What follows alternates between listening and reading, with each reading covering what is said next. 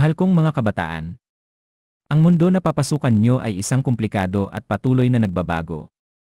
Puno ito ng mga pagkakataon at hamon, at maaari itong maging nakakapagod sa ilang pagkakataon.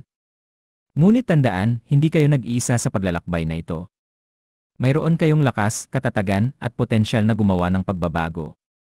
Narito ang ilang payo na sana'y magiging gabay sa inyo. Yakapin ang inyong pagiging kakaiba, kayo ay natatangi, at iyon ang inyong pinakamalaking lakas. Huwag subukang maging ibang tao.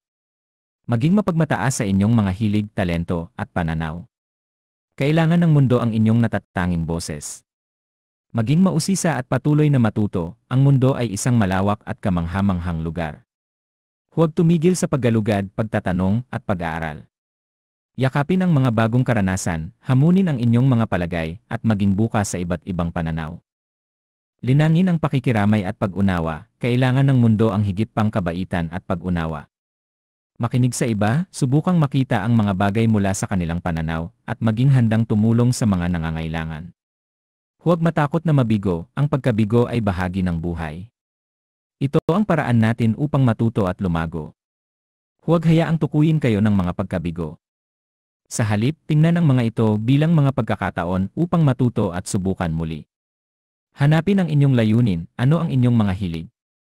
Ano ang nagpapasaya sa inyo? Sikapin ang inyong mga pangarap ng may dedikasyon at determinasyon.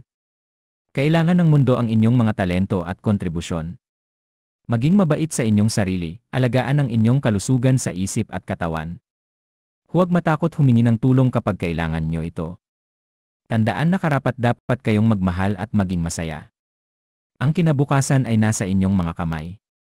Maniwala sa inyong sarili, yakapin ang inyong potensyal, at gumawa ng positibong epekto sa mundo.